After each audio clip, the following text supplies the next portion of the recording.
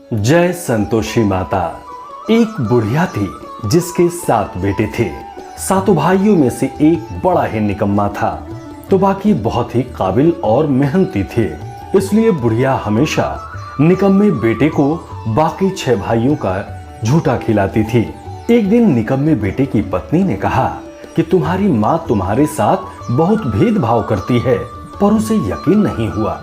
एक दिन सच जानने के लिए सिरदर्द का बहाना कर वो रसोई में ही चादर उड़कर लेट गया।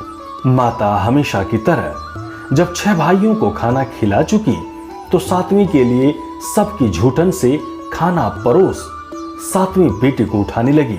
माता के इस कृत्य को देखकर उसने भोजन नहीं किया और घर छोड़कर परदेश चला गया। जब वो जाने को तैयार हुआ तो पत्नी का ख्याल आया जो पशुओं के बाड़े में गोबर के उपले बना रही थी। उसने अपने जाने के बारे में बताते हुए कहा, हम जावें परदेश आवेंगे कुछ काल, तुम रहियो संतोष से धर्म आपनो पाल। वहीं पत्नी ने भी इसी लहजे में जवाब देते हुए कहा कि जाओ पिया आनंद से हमारी सोच हटाए, राम भरोसे हम रहें ईश्वर तुम्हीं सहाय।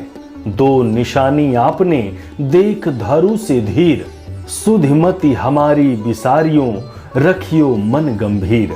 निशानी के तौर पर उसने बीवी से कहा कि उसके पास कुछ नहीं है तुम्हें देने को, सिर्फ ये अंगूठी है, यही रख लो। साथ ही उसने पत्नी से भी निशानी मांगी तो उसने कहा कि मेरे पास तो कुछ भी नहीं है, ये गोबर से सने हाथ हैं, उनकी छाप ही साथ ले जाओ। अब पीठ पर पत्नी के हाथों से बनी गोबर की छाप लिए वो चल पड़ा। परदेश में पहुंच गया और एक सेठ के यहाँ नौकरी करने लगा। सेठ ने भी रख लिया। बात पैसों की हुई तो सेठ ने कहा, जैसा काम वैसा दाम। अब वक्त आदमी को होशियार तो बना ही देता है। धीरे धीरे वो कामकाज में माहिर हो गया। सेठ के बाकी नौकर चाकर भी उसकी होशियारी के मुरीद होने लगे और कुछ लोग जलने भी लगे। सेठ ने भी उसकी जिम्मेदारी को देखते हुए उसे अपना बही खाता संभालने का जिम्मा दे दिया और उसकी ईमानदारी से खुश होकर एक समय बाद सेठ ने उसे मुनाफे का हिस्सेदार बना लिया। उधर उसकी पत्नी की बहुत दुर्दशा हो रही थी। उसकी सास जेठानियों ने उसका जीना हराम कर रखा था। एक तो घर का सारा काम उससे करवाती, ऊपर से खाने को भी घास फूस की रोटी मिल जाती तो गनीमत होती। एक दिन वो पास के वन से लकड़ियां लेने गई तो उसने देखा कि कुछ महिलाएं वहां कथा कह रही हैं। जब उसने महिलाओं से पूछा कि व्रत कथा किसकी है तो उन्होंने बताया कि संतोषी माता की व्रत कथा कह रही हैं। उसने पूछा कि उसे भी इस व्रत की विधि बताएं। अब उसे रास्ते में मंदिर भी दिखाई दिया और वो माता के चरणों में लेट गई और कहने लगी कि हे माँ, मैं क्या करूं, मेरा कल्याण करो माँ। माँ ने भी उसकी पुकार सुनी। वो लकड़ियों को बेचकर प्रसाद के लिए गुड़ चना लाई और शुक्रवार को उपवास किया। वह व्रत कथा भी सुनी। कुछ ही दिनों में उसे पति की चिट्ठी मिली, साथ ही पैसे भी आने लगे। अब वो हर शुक्रवार को उपवास करने लगी। फिर उसने माँ से गुहार लगाई कि हे माँ, मुझे मेरे स्वामी से मिला दे। तब स्वयं माँ एक वृद्ध का वेश धारण कर उसके पति के पास पहुंची और उससे पूछा कि उसका कोई घर बार है या नहीं। उसने बताया कि सब कुछ है, लेकिन इस काम को छोड़कर कैसे जाऊं।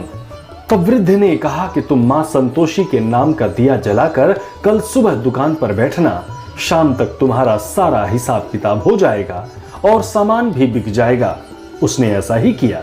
माता के वरदान से वो शाम के समय कपड़े गहने खरीद कर अपने गांव चल दिया। उधर उसकी पत्नी नित्य की तरह माता के मंदिर में माता से बातें कर रही थी। हे माँ, मेरे स्वामी कब आएंगे?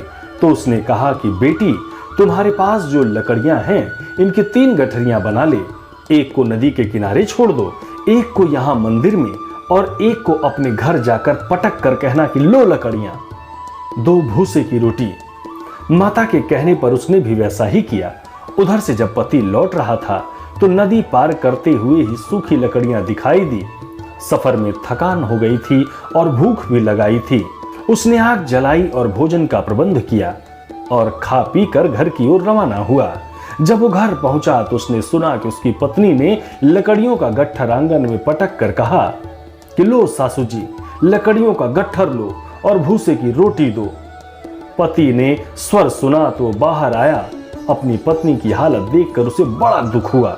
अपनी माँ से पूछा कि इसकी ऐसी हालत क्यों हुई, तो माँ ने कहा कि काम धाम कुछ करती नहीं, गांव भर में भटकती रहती है।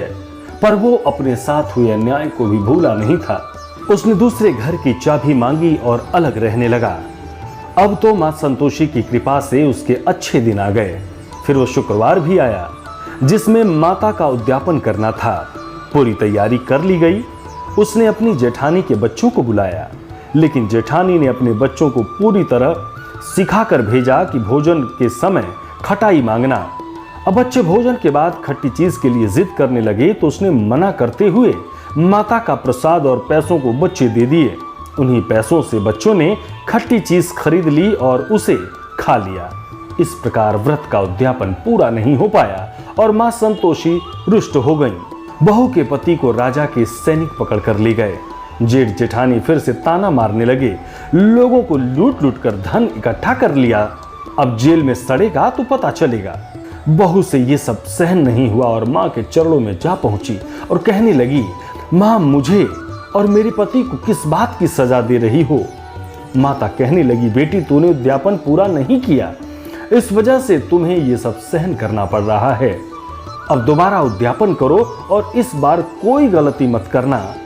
बहू का पति वापस लौट आया और अगले दिन शुक्रवार को विधिपूर्वक फिर से उद्यापन किया और इस बार कोई भी भूल नहीं की और ब्राह्मण के लड़के को बुलाकर व्रत का उद्यापन किया और इस बार पैसे की जगह फल दिए और उसका उद्यापन ऐसे पूरा हुआ। मां संतोषी की कृपा से जल्द ही बहू ने एक सुंदर से पुत्र को जन्म दिया और बहू को देखकर पूरे परिवार ने संतोषी माता का विधि विधान पूजन करना शुरू कर दिया और उनका परिवार सुख से जीवन बिताने लगा। प्रत्येक शुक्रवार को ये कथा अवश्य सुने। संतोषी माता की कृपा आप पर जरूर बरसेगी। जय संतोषी माता। सब्सक्राइब करें टोटल भक्ति को।